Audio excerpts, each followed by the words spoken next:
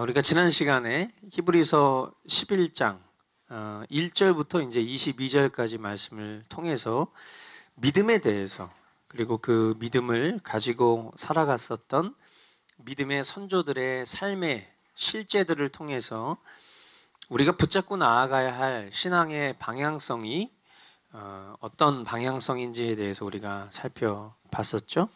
그리고 이제 이어지는 23절부터 계속해서 말씀을 살펴보도록 할 텐데요. 23절 말씀 우리 같이 한 목소리로 읽어보도록 하겠습니다. 시작. 모세가 태어났을 때에 믿음으로 그 부모는 석 달 동안 아기를 숨겨두었습니다. 그들은 아기가 잘생긴 것을 보았기 때문입니다. 그들은 왕의 명령을 두려워하지 않았습니다. 아멘. 모세의 부모가 모세를 낳았을 때 그들은 모세가 잘생긴 것을 보았기 때문에 아기를 숨겨두었다, 이렇게 성경은 증언을 합니다. 우리가 잘생겼다라는 표현, 이제 개역 성경에는 아름답다 이렇게 표현이 되어 있는데, 이것을 이제 외모적인 묘사로 이 말씀을 보면 우리는 이 말씀을 해석할 수가 없어요. 그죠? 애가 잘생겨가지고 아이를 숨겨놨다. 그게 무슨 말이야? 도대체 알 수가 없는 그런 말인데, 이 표현은 외모적인 묘사가 아니라 존재적인 성품을 표현한 거예요. 그러니까 제가 이 단어를 조금 이제 원어적인 측면으로 생각을 해봤을 때, 물론 원어가 이렇게 표현하고 있어요. 그런데 보다 더 이 맥락에 맞춰서 만약에 표현한다면 신령하게 보였다, 이렇게 이해를 하시면 좋을 것 같아요.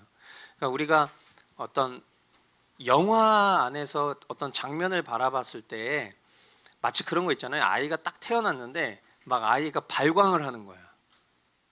예, 막 빛이 막 나는 거야, 이 아이한테. 예. 다른 의미로 생각하셨어요? 원래 발광이 그 의미예요. 예, 다른 의미로 여러분이 생각하신 것 같은데 그 발광이 아니고 발광. 예, 말 그대로 이 아이를 딱 낳았는데 이 아이에게서 막 빛이 나면서 어떤 신적 존재가 이 아이를 우리에게 선물로 주셨고, 이 존재적으로 이 아이를 그냥 다룰 수는 없겠구나라는 그런 마음이 들었을 때 그 부모 마음 가운데 아기가 잘생긴 것을 보았다, 이렇게 설명을 했다는 거죠. 이해가 되십니까?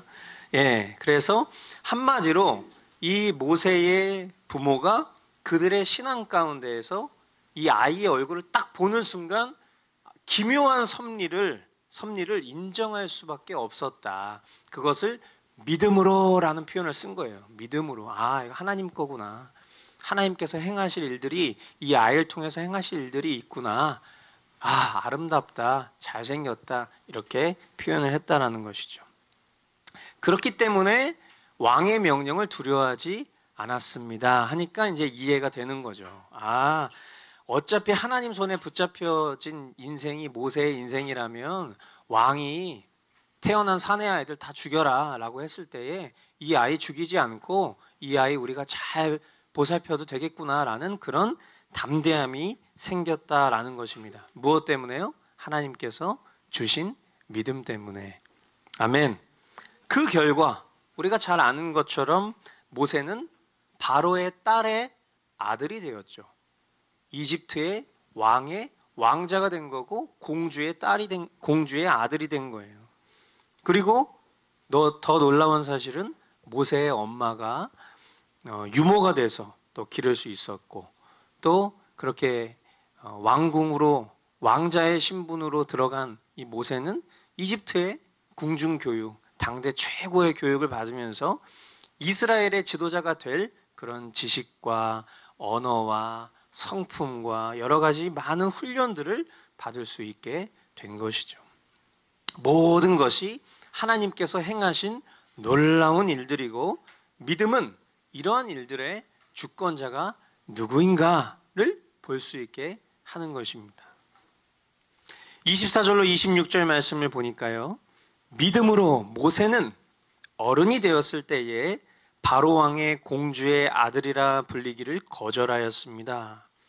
오히려 그는 잠시 죄의 향락을 누리는 것보다 하나님의 백성과 함께 학대받는 길을 택하였습니다. 모세는 그리스도를 위하여 받는 모욕을 이집트의 재물보다 더 값진 것으로 여겼습니다. 그는 장차 받을 상을 내다보고 있었던 것입니다. 아멘. 그렇게 이집트의 왕자로 자라난 모세는 그에게 허락된 권력과 부와 명성을 뒤로하고요, 하나님의 백성인 이스라엘과 학대받는 길을 선택하였다, 이렇게 얘기를 합니다. 아마도 모세는 자라는 그 과정 속에서 그가 이집트 사람이 아니라 혈통상 이스라엘 사람이라는 것을 들으면서 자랐을 가능성이 있습니다. 그리고 하나님의 전적인 선택으로 그에게 믿음이 허락되었을 때에, 하나님의 시간 속에서 그 모세에게 그 믿음이 허락되었을 때에 그에게 있어서 그가 그동안에 이집트의 왕자로서 왕궁에서 호의호식하면서 자랐었던 그 모든 시간들을 모세가 뭐라고 표현했냐면 잠시 죄의 향락을 누리는 것이라는 깨달음으로 찾아왔다라는 거예요. 그러니까 우리가 생각을 해볼 때 우리는 좋은 게 좋은 거죠. 내가 잘 먹고 잘 살고 잘 지내는 것이 하나님께서 나에게 공급하신 복이라고 여기는 그런 삶의 태도들이 많이 있어요. 물론 그것이 잘못된 것은 아니에요. 하나님은 늘 항상 우리가 하나님의 자녀로서 영원한 생명을 살아가는 존재임과 동시에 이 땅을 살아가면서도 하나님께서 복락을 누릴 수 있도록 도우시는 그런 하나님이 맞습니다. 그런데 중요한 건 뭐냐면 우리가 지난주부터 계속해서 보고 있는 관점은 뭐냐면 더 나은 것에 대한 가치를 깨달은 자가 이제껏 내가 붙잡고 살았던 삶이 얼마나 우둔하고 미련하고 일시적이고 잠시 잠깐의 것인지를 깨달았을 때 그때 그것에 대해서 미련을 과감하게 포기할 수 있는 믿음이 생긴다는 거예요. 그것을 이 모세가 표현했을 때 잠시 죄의 향락을 누리는 것이라고 그렇게 표현했다는 거죠. 하나님의 자녀로서 내가 이집트 왕자로 호의호식하는 것이 이것은 결국 잠시 죄의 향락을 누리는 것뿐, 나에게 있어서 참된 길은 이 하나님의 백성과 함께 학대받는 길을 택하는 것이다 라는 믿음이 생겼다라는 거예요. 왜 그렇습니까? 그는 장차 받을 상, 즉 영광스러운 하나님 나라 영생의 복을 깨달았기 때문이죠. 그것을 모세는 또 이렇게 표현합니다. 그리스도를 위하여 받는 모욕을 이집트의 재물보다 값진 것으로 여겼다. 모세가 그리스도를 보고 있는 거예요. 그죠? 그리스도를 위하여 받는 모욕이라고 표현하고 있어요. 이집트의 재물보다 그것이 값지다. 이스라엘 백성들과 함께 그 고난의 길을 선택하는 것이 그리스도를 위하여 받는 모욕이다라는 것을 보고 있었다는 거예요. 너무 놀라운 것이죠. 볼 수 없는 미래에서 하나님께서 자신의 선조인 아브라함에게 주셨던 그 메시아에 대한 언약을 보았다라는 의미인 것이죠. 이것은 우리가 히브리서 1장 1절 말씀에 믿음은 바라는 것들의 실상이요 보지 못하는 것들의 증거다. 이 말씀의 맥락을 통해서 지금 등장하고 있는 모든 믿음의 선조들이 그들의 삶과 그들의 시간 속에서는 볼 수 없는 그 그리스도를 위하여 받는 모욕을 위해서 기꺼이 자신의 것을 다 포기할 수 있는 모습들을 우리에게 보여주고 있는 것이죠. 이 세상의 복은 일시적이지만, 이 세상에서 우리가 받는 영광은 일시적이지만 영원한 하나님 나라는 영원하다라는 것을 모세는 믿음으로 볼 수 있었던 것입니다. 27절 말씀해 보니까요, 믿음으로 그는 왕의 분노를 두려워하지 않고 이집트를 떠났습니다. 그는 보이지 않는 분을 마치 보는 듯이 바라보면서 견디어냈습니다. 아멘. 모세는 믿음으로 이스라엘 민족을 데리고 이집트를 떠났습니다.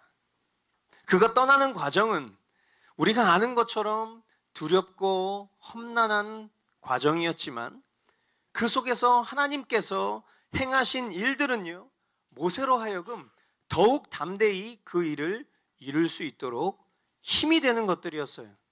그것은 마치 모세가 하나님을 바라보면서, 눈에 보이시지 않는 하나님이시지만 그 하나님을 바라보면서 따라갔기 때문에 두려움도 잊을 수 있었던 것이다. 그렇게 성경은 말씀합니다.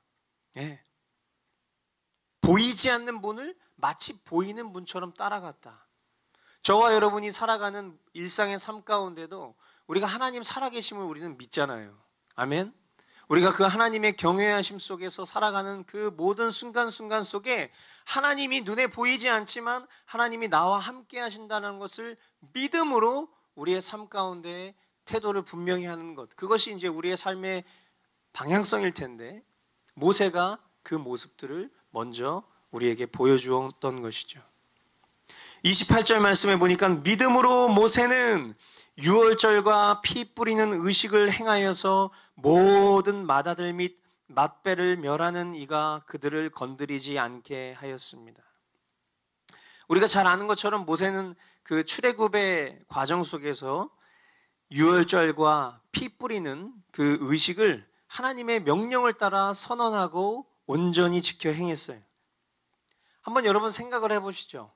이 피를 뿌리는 그런 행위들, 그 유월절 그 어린 양의 피, 이것이 상식적입니까? 아니면 비상식적입니까?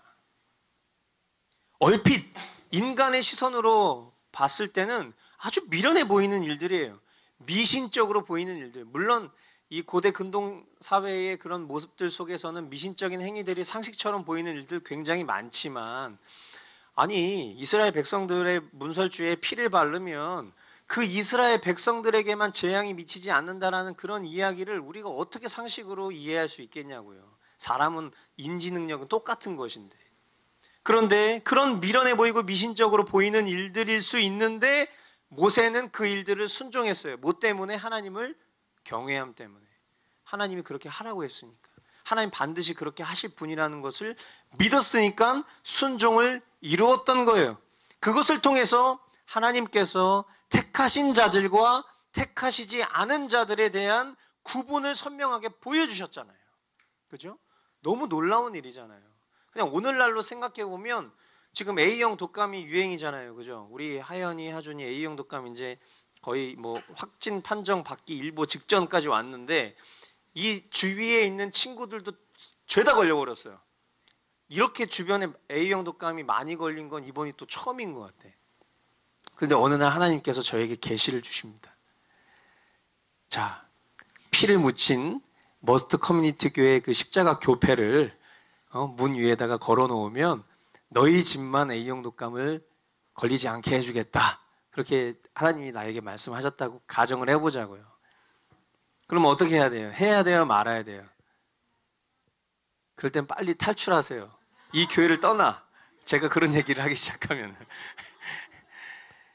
하나님이 만약에 말씀하셨다라고 했을 때 이 비상식적인 일들이 하나님께로부터 온 명백한 말씀이 맞고 우리가 나의 주관적 체험을 객관적 진리인 성경에 비추어 봤을 때 이것이 합당하다라고 여겨진다면 우리는 아무리 그것이 세상의 관점과 다를지라도 우리는 지켜 순종할 수 있어야 되겠죠. 그 일들을 이루었을 때 하나님께서 그 일들을 행하시는 것들을 통해서 더욱 하나님 백성들은 뭐를 경험하는 거예요? 아, 하나님이 우리와 함께 하시구나라는 것들을 경험하는 거죠. 그러면 마음이 어떻게 되겠어요? 더 힘이 나고 더 든든해지고 나의 연약한 믿음들이 더 강해지는 것을 우리가 경험할 수 있게 되는 것 아니겠습니까? 이 모든 것이 믿음으로 순종하고 행한 모세를 사용하신 하나님께서 계획하신 일들이었다. 그것을 저와 여러분들이 이 말씀을 통해서 목격하고 있는 거예요. 29절 말씀, 믿음으로 이스라엘 사람들은 홍해를 마른 땅을 지나가듯이 건넜습니다. 그러나 이집트 사람들은 그렇게 해보다가 빠져 죽었습니다. 네, 뿐만 아니라 모세와 이스라엘 백성들은요, 그들의 믿음으로 홍해를 마른 땅 건너듯 건넜다 이렇게 표현하고 있죠. 뭐 자유주의자들은 이 출애굽 사건을 뭐 이야기하면서 뭐 갈대숲을 지났다 뭐 이제 이런 식으로 뭐 말 같지도 않은 상징적인 어떤 의미다 뭐 자꾸 이렇게 해석하기를 되게 좋아하는데 성경은 하나님의 말씀입니다. 아멘. 1.1핵도 이 성경에 있는 말씀이 틀리거나 무오하지 않다라는 것을 믿는 것이 우리 신앙의 기초예요. 기초. 출애굽기 14장 표현대로 바닷물이 양쪽에 벽이 되어서 확 갈라진 거죠. 하나님께서 거대한 광풍을 불어넣으셔서 그 바닷물이 唰 갈라지면서, 우리가 왜 물 여기 위에 이렇게 물 좀 고여 있으면 이렇게 물로 이렇게 입김으로 이렇게 불면 어떻게 돼요? 그 사이에 길이 싹 나는 것처럼 하나님이 우리가 살아가고 있는 이 피조 세계를 바라보셨을 때 마치 이 위에 물방울 하나 있는 것과 같은 그 정도 모습 아니겠냐고.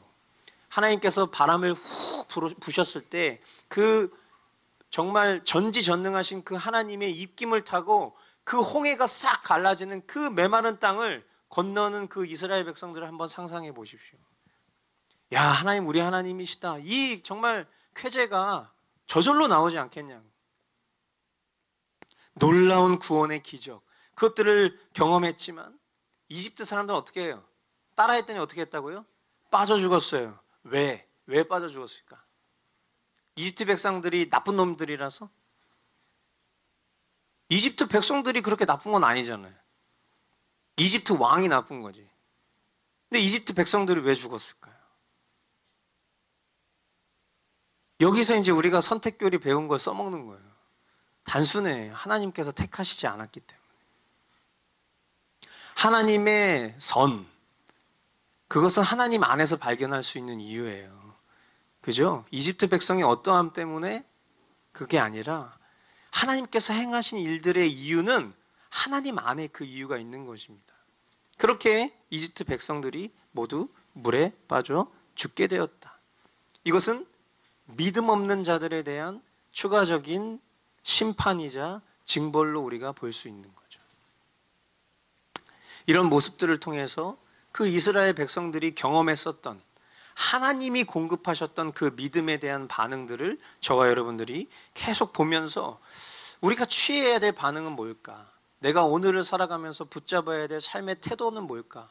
우리가 믿음을 쓴다고 말은 하는데 정작 내 삶 가운데 내가 믿음을 쓰고 있는지, 아니면 내 상식과 보편적인 가치 기준을 따라가고 있는지, 내가 지식적인 동의는 하고 있는데 오늘 우리 보은 형제가 기도했었던 것처럼 정작 그것을 믿음으로 취해서 내 삶으로 옮겨가는 그 순종의 태도들은 우리 삶 가운데 과연 있는가? 그런 질문들이 이런 말씀들을 통해서 우리 안에 주님이 계속 말씀하고 계신 것이죠. 30절로 31절 말씀, 믿음으로 이레 동안 여리고성을 돌았더니 성벽이 무너졌습니다. 믿음으로 창녀 라합은 정탐꾼들을 호의로 영접해 주어서 순종하지 않은 사람들과 함께 망하지 아니하였습니다. 여리고성은요, 이 이집트를 탈출한 그 이스라엘 백성이 가나안 땅에서 첫 번째로 정복해야 될 성이었어요. 여호수아와 이스라엘 백성들은 하나님의 말씀을 믿었습니다. 그들은 또다시 상식적이지 않은 하나님의 방법 앞에 머물게 됐어요. 뭐죠? 성을 무너뜨릴 수 있는 방법은 뭐예요? 장정들을 딱 모아가지고 가가지고 일단 선빵을 팍 날리고선 그 앞에 다 때려 부신 다음에 여리고 성을 막 해머로 깨는 것입니까? 아니죠. 하나님께서 제정하신 방법은 뭐였어요? 도는 거예요. 도는 거. 예. 여러분, 이런 얘기를 하나님이 하신다라고 했을 때 하나님과의 친밀한 교통을 가지고 있지 않은 사람들은 하나님이 하신 말씀이라고 이해하지 못할 거예요. 그죠?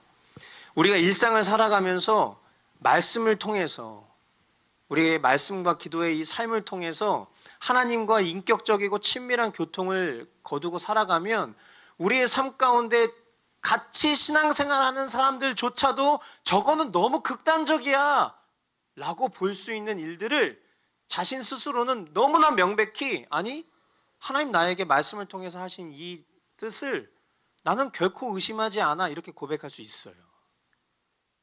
하나님과 동행했었던 사람들은 아무리 비상식적인 것처럼 보이는 지령을 하나님께서 내리셨다 할지라도 하나님을 알기 때문에 하나님의 그 뜻에 온전히 순종을 하죠.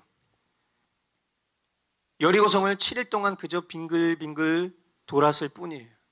그런데 7일째 되는 날 너무나 기가 막히게 말 같지도 않게 그 여리고성이 무너집니다. 이러한 일들을 통해서 이 말씀을 여기에다가 두고 이 말씀을 읽고 있는 저와 여러분들에게 하나님이 원하시는 마음이 뭐예요, 지금? 지금 이 순간 우리 가운데 살아 역사하시는 하나님께서 저와 여러분들의 심령 가운데 계속 말씀하시고 싶은 게 뭐예요? 믿음으로 살라는 거예요, 믿음으로. 이렇게 말 같지도 않은 일도 순종해서 하나님이 하신 일들을 보는데 왜 우리가 살아가는 삶 속에서는 그렇게 말 같지도 않은 일들이 너무나도 많은데 그 속에서 왜 그 작은 순종 하나 거두지 못하느냐라는 그런 말씀을 우리에게 계속 하고 계신 거예요.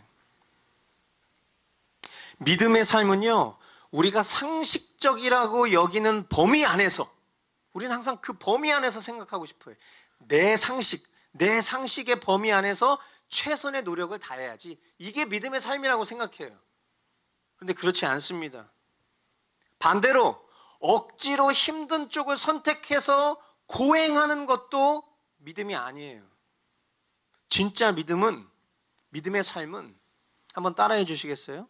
믿음의 삶은 그것이 상식적이든 비상식적이든 하나님의 말씀에 따라 순종하는 삶이 믿음의 삶인 것입니다.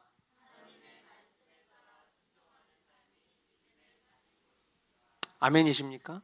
예, 여러분 이거를 여러분들이 새기셔야 돼요. 상식적이든 비상식적이든 말씀하시면, 하나님 말씀을 통해서 우리에게 명백하게 말씀하시면 거기에 순종하는 것이 믿음의 삶인 것입니다. 아멘. 그렇기 때문에 믿음의 삶의 기초는 말씀과 기도예요. 우리가 머스트 라이프를 살아가는 그 말 그대로 머스트, 이 머스트라는 단어 자체가 우리에게 주는 그 부정적인 느낌이 있죠. 뭐뭐 해야만 한다, have to, 그죠? 왜 이걸 해야만 해? 라는 느낌으로 우리에게 찾아오지만 사실은 그게 우리에게 가장 좋은 것이기 때문에 하나님 우리에게 머스트라고 말씀하실 수밖에 없는 거예요. 가장 좋은 거니까. 내 존재, 이 미약하고 비천한 내 존재로서는 깨닫지 못하지만 전능자이신 하나님께서 그것이 가장 좋은 것이기 때문에 우리에게 주신 것이 말씀과 기도라는 것입니다. 그 속에서 하나님의 음성을 들을 수 있는 것이고, 그 속에서 하나님을 알 수 있는 것이고, 그 속에서 하나님을 사랑할 수 있는 것이고, 그렇기에 하나님 뜻에 순종할 수 있는 것이고, 그런 삶을 살아갈 때 비로소 우리는 믿음의 삶을 경험할 수 있게 되는 거예요. 계속 이어지는 그 말씀들에 보니까 하나님의 그 선택받은 백성 넘어 이 하나님의 시각이, 이 하나님의 뷰파인더가 그 하나님의 백성에게 머물러 있었는데 잠시 그 시각이 그 여리고성에 살고 있던 한 창녀 라합에게 옮겨집니다. 라합은요 말 그대로 창녀예요. 창녀. 여러분 창녀가 뭐 하는 사람이에요? 몸 파는 사람이잖아요. 여러분 창녀를 여러분의 남편으로 아내로 받아들일 수 있겠습니까? 우리 교회에 만약에 아주 유명한 창녀가 이 예배당에 딱 들어오면 우리가 기쁨으로 아무렇지도 않게 반응하며 받아줄 수 있겠냐고. 그냥 성경에서 창녀였대, 그냥 이렇게 하니까 우리가 체감이 없는 거야. 근데 한번 생각해봐요. 이 창녀라는 이 라합이라는 여자가 이 성경에 이렇게 기록될 만한 그런 의인이냐고. 윤리도덕적으로 그 어떤 구원받을 자격도 없는 그녀 편에는 그 구원받을 자격이 없잖아요. 그런데 전적인 하나님의 은혜로 라합은 믿음으로 구원을 얻었습니다. 그거 보여주고 계시는 거예요, 지금. 뭔가 그 라합이 행했었던 그 행위, 그 정탐꾼들을 숨겨줬었던 행위에 근거가 있는 게 아니에요. 우리가 늘 이야기하지만 우리의 행위를 통해서 믿음이 오는 게 아니에요. 믿음이 있기 때문에 믿음의 결과로 행위가 있었던 거죠. 그녀가 그렇게 선한 행동, 하나님 보시기에 선한 행동을 했었던 것. 선행도 기준이 다르잖아요, 그죠? 라합이 했었던 건 그 동족에게 있어서는 배신이에요, 배신. 선하다는 기준이 달라질 수 있다고. 근데 하나님의 뜻을 따라 살아갔던 것이 선이에요, 선. 하나님 보시기에 이 라합이 선행을 베풀었었던 것은 그 라합 안에 믿음이 있었기 때문에 그런 행위가 나왔던 거예요. 하나님 편에서의 선행이 말이죠. 그녀 안에 믿음이 어떻게 생겼을까요? 믿음은 어떻게 생기죠? 들음에서 생기잖아요. 들음에서. 믿음은 들음에서 난단 말이에요. 그럼 들었어야 되는 거예요. 뭘 들었을까요? 이스라엘에 대한 소문을 들었죠. 그리고 이스라엘의 하나님이 참 하나님이시다라는 것을 믿게 되었겠죠. 믿게 된 거죠. 그녀가 믿음을 취한 게 아니라 하나님이 그녀에게 믿음을 주셔서 믿게 된 거죠. 이스라엘의 민족의 소문을 듣고.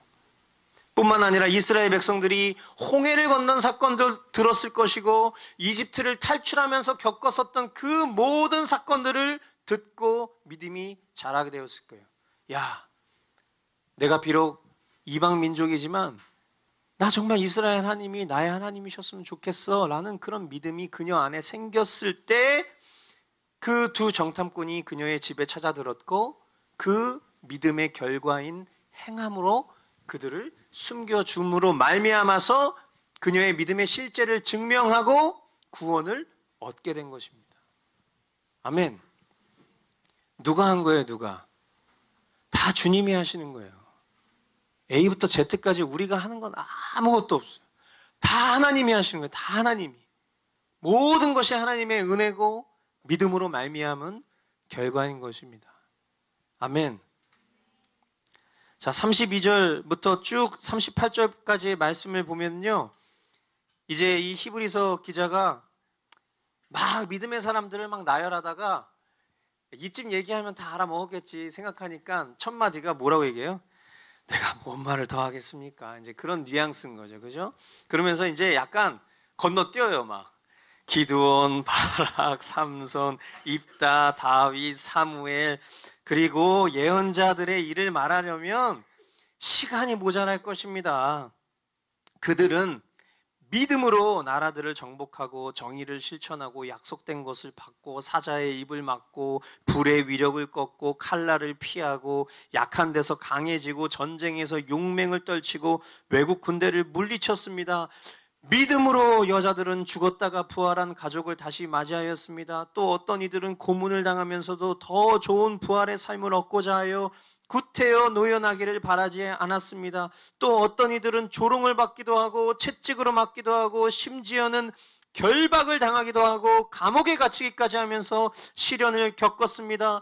또 그들은 돌로 맞기도 하고 톱질을 당하기도 하고 칼에 맞아 죽기도 하였습니다. 그들은 궁핍을 당하며 고난을 겪으며 학대를 받으면서 양과 염소의 가죽을 입고 떠돌았습니다. 세상은 이런 사람들을 받아들일 만한 곳이 못 되었습니다.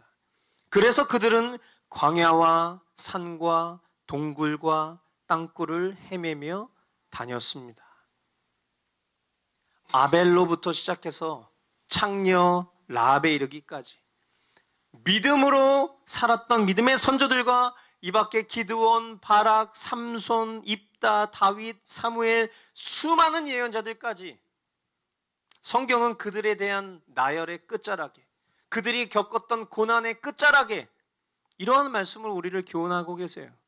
세상은 이런 사람들을 받아들일 만한 곳이 못 되었습니다. 그래서 그들은 광야와 산과 동굴과 땅굴을 헤매며 다녔습니다. 무슨 말씀이에요, 이게? 한마디로 세상에서 믿음으로 살려면 굉장히 어렵다는 거예요. 어려운 것이 상식이라는 거예요. 그렇기 때문에 이런 결론이 자연스럽게 나온 거죠. 참된 믿음의 사람이 이 세상에서도 잘 지내고 싶은 것은 비성경적이고 비상식적인 거죠. 극단적입니까? 여러분, 잘 생각해 보세요. 성경이 지금 우리에게 이렇게 증언을 하고 있어요. 믿음으로 사는 사람들이 이 세상에서 사는 것이 쉽지가 않대. 쉽지가 않은 수준을 어떻게 얘기했냐면 막 톱질 당하고 막 목베임 당하고 막 어마어마한 그런 일들을 겪으면서도 그들이 믿음을 포기하지 않았다라고 얘기를 하고 있어요. 성경이 말하는 진짜 믿음의 사람의 상식이라는 것은 우리가 이 세상을 살아가는 것 굉장히 어렵다. 죽을 만큼 어렵다라고 얘기를 하고 있다고. 근데 우리가 예수 그리스도를 따른다고 하면서도 이 땅에서도 잘 먹고 잘 지내고 잘 살고 평안하고 이런 것이 만약에 믿음의 삶이라고 여긴다면 그게 넌센스라는 거예요. 그게 비상식적이라는 거예요. 그게 비성경적이라는 거예요. 심지어 우리 주 예수 그리스도께서도 이렇게 말씀하십니다. 요한복음 15장 18절로 19절, 세상이 너희를 미워하거든 세상이 너희보다 먼저 나를 미워하였다는 것을 알아라. 너희가 세상에 속하여 있다면 세상이 너희를 자기 것으로 여겨 사랑할 것이다. 그러나 너희는 세상에 속하지 않았고 오히려 내가 너희를 세상에서 가려 뽑아냈으므로 세상이 너희를 미워하는 것이다. 아멘. 아멘 하기 정말 어려운 말이죠. 그죠? 아마 저와 여러분들이 아멘 하기 어려운 몇 가지 이유가 있어요. 왜냐하면 세상에서 이마만큼 미움을 당한 적이 별로 없어요. 저와 여러분이 신앙생활 하면서 내가 명백하게 그리스도인이라는 것을 드러낼 기회가 별로 없었다 보니까 세상에서 그리스도인이라는 이유 때문에 핍박을 받았을 가능성이 별로 없어요. 이게 사실이에요.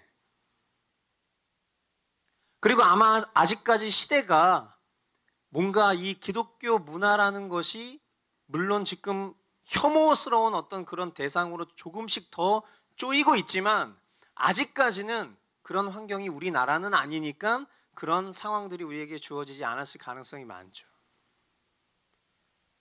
그리고 고난과 미움이라는 건 상대방으로부터 오는 그런 부분도 있지만 내 자신 스스로가 그리스도인이라는 것을 자처하면서 말씀에 합한 태도와 그 행위로 내가 살아갔을 때 우리가 그 고난이 은혜였음이라는 양진규 선교사님의 찬양을 우리가 만들어서 같이 불렀지만 그리고 그 찬양의 고백 속에 기록했었던 아티클에 보시면 그런 내용이 있어요. 그리스도인들에게 있어서 고난이 뭐냐? 1차적인 고난은 우리가 예수 이름 때문에 겪는 고난이라는 거예요. 그러나 우리에게 있어서 예수 이름 때문에 겪는 고난은 아직 피부로 와닿지 않았을 때 그럼 2차적인 고난은 뭐냐?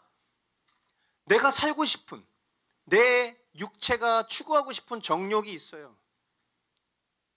안목의 정욕이 있어요. 이생의 자랑이 있어요. 내가 하고 싶은 게 있다고. 이 몸뚱아리가, 이 죄된 존재가.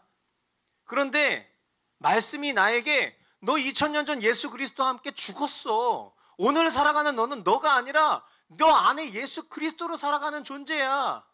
그러니 더 이상 옛 자아의 허상을 쫓아서 살아가면 안 돼. 라는 그 믿음의 선언에 내가 반응했을 때 내가 살아가고 싶은 그런 모습들이 있다고.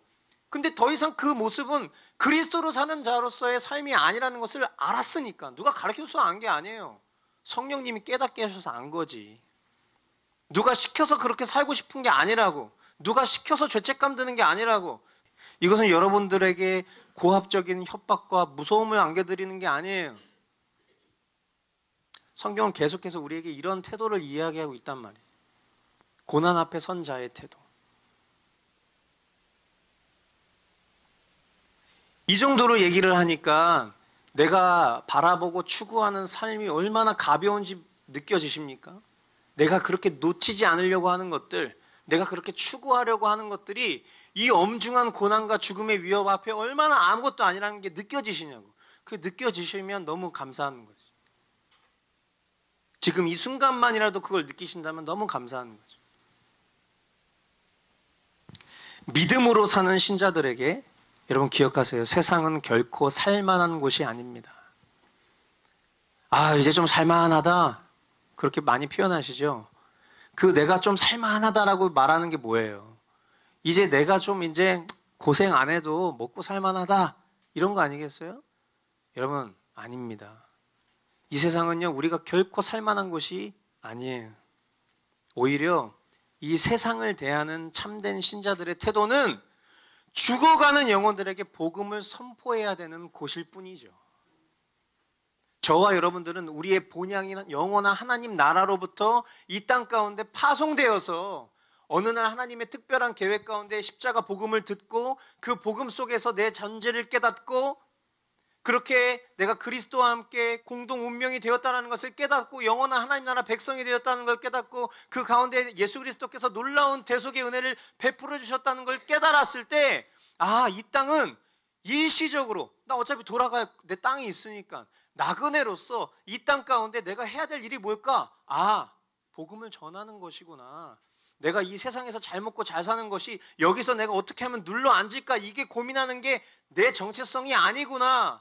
이 땅을 대하는 나의 태도는 복음을 전하는 것이구나.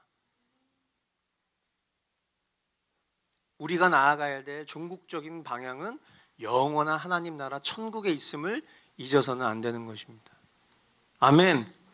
세상을 초월할 믿음을 가진 사람들만이 고난과 핍박을 이겨낼 수 있는 거예요. 더 좋은 게 있으니까. 그것 때문에. 비록 저와 여러분의 믿음이 아직 거기까지 미치지 못해서 절망스러울 수 있지만 그럼에도 불구하고 우리가 구해야 될 믿음이 여기에 있는 것입니다. 아멘. 매일매일 그렇게 우리가 말씀 앞에 깨어지고 엎드려지고 그 속에서 우리의 존재적 비참함을 발견했을 때 우리가 늘 그렇게 주님 앞에 구하는 게 뭐예요? 주님, 제 입술 넘어 이것이 저의 삶의 실제가 될 수 있도록 인도해 주십시오. 이것이 저의 명백한 믿음이 될 수 있도록 인도해 주십시오. 그게 저와 여러분들의 간구 아니겠습니까? 아멘. 주님이 그렇게 우리의 모든 간구를 들어 이루어 주실 줄 믿습니다. 39절로 40절 우리 한 목소리로 읽어보도록 하겠습니다. 이 사람들은 시작.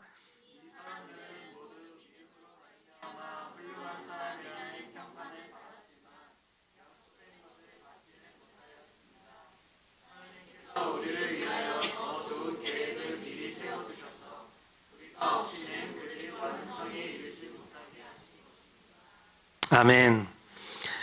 히브리서 11장 우리가 지난주 이번 주 통틀어서 보면서 여기에 등장했었던 모든 믿음의 선진들은요, 하나님을 전심으로 사랑하고 하나님을 경외하고 구원받은 백성들이 분명하지만 그들은 하나님의 약속의 완성은 보지 못했다라고 성경은 이야기를 합니다. 그들이 보지 못했던 것을 하나님께서 저와 여러분들을 위해서 예비해 주셨어요. 그것은 바로 예수 그리스도로 말미암은 구원입니다. 아멘.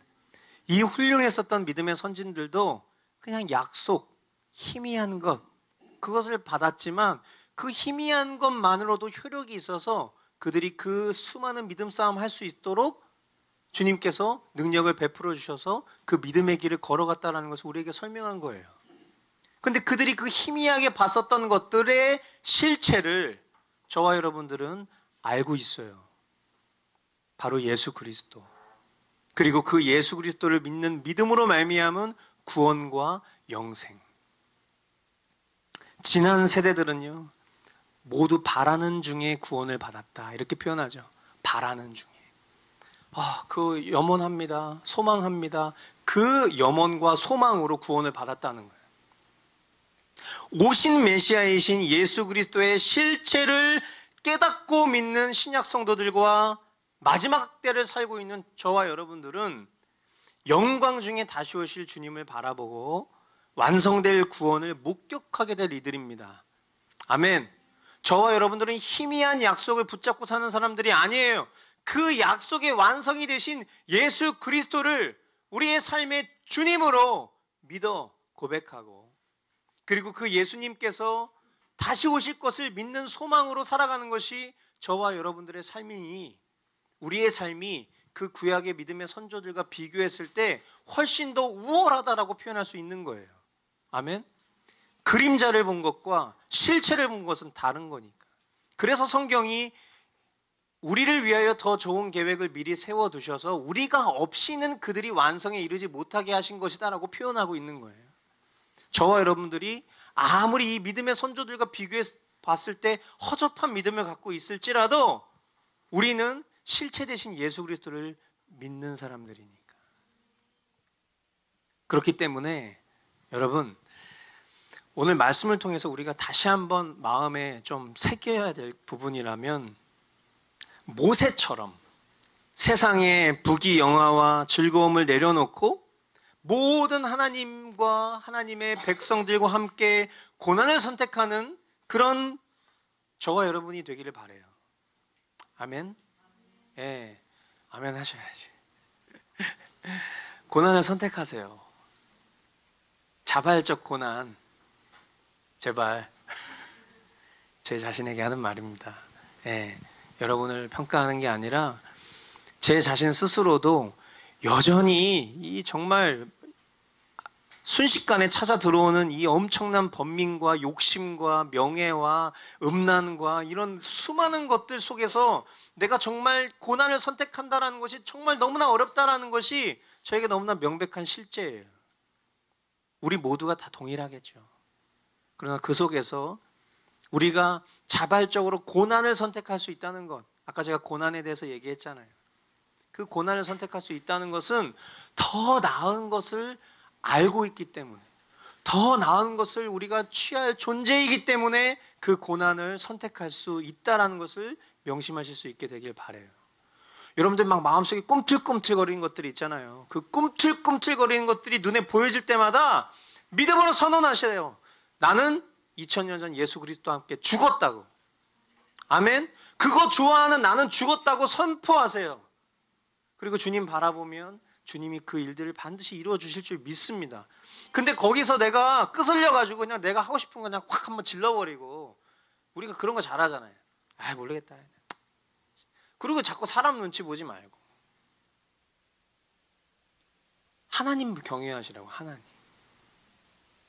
제가 SNS를 떠났잖아요. 이제 여러분을 볼 일도 없어. 그러니까 이제 여러분들 마음껏 하셔도 돼. 여러분들 세상이야. 근데 더 자발적이죠. 더 자원하고 정말 하나님 앞에 하나님의 시선만 바라보고 내가 오늘을 살아가는 나의 믿음의 실제가 뭐였는지에 대해서 하나님 앞에 아뢰고 하나님 앞에 구하고, 결국 썩어 없어질 것들, 결국 다 썩어 없어질 것들이에요. 하나님 외에는 다 썩어 없어질 것들, 거기에 우리 마음 빼앗기고 또 하나님과 세상 사이에서의 간음을 멈추고 우리 한 사람 한 사람을 위해, 저와 여러분 한 사람 한 사람을 위해 죽으시고 다시 사신 예수 그리스도와 그 주님의 몸된 우리 이 공동체를 위해서 남은 고난을 짊어질 수 있는 그런 삶을 저와 여러분들이 살 수 있기를 바라는 것입니다. 더불어서 다시 오실 주님을 믿는 믿음으로 말란 아타, 뭡니까? 이게 마라나타 뭐예요? 제가 뭐라고 그랬어요? 마란 아타 이렇게 쓰면 뭐라고 그랬어요? 처음 듣는 얘기예요? 마라나타, 이건 뭐예요? 그죠? 마라나타는 주 예수요 어서 오시옵소서. 그죠? 다시 오실 주님이라는 뜻이잖아요. 마란 아타는 뭐라고 그랬죠? 이미 우리와 함께 하시는 주님. 너무나 놀라운 표현이잖아요. 이 고백들 속에 모든 것이 다 담겨져 있는 거예요. 모든 것이. 이미와 아직 사이를 살아가고 있는 저와 여러분들에게 있어서 이미 우리 주님 우리와 함께 하십니다. 동일한 단어이나 띄어쓰기에 따라서 아버지 가방에 들어가신다처럼, 예, 굳이 이렇게 우리 수준으로 설명하자면 그렇다는 거예요. 그렇다는 거예요. 마란 아타 이렇게 외치면, 예, 주님 우리와 함께 하십니다. 마라나타 외치면 뭐라고요? 주님 빨리 와주세요. 제발 다시 오실 것을 믿습니다. 이 고백을 안고 살아가는 게 저와 여러분들이 될 수 있기를 주님의 이름으로 축원드립니다. 기도하겠습니다.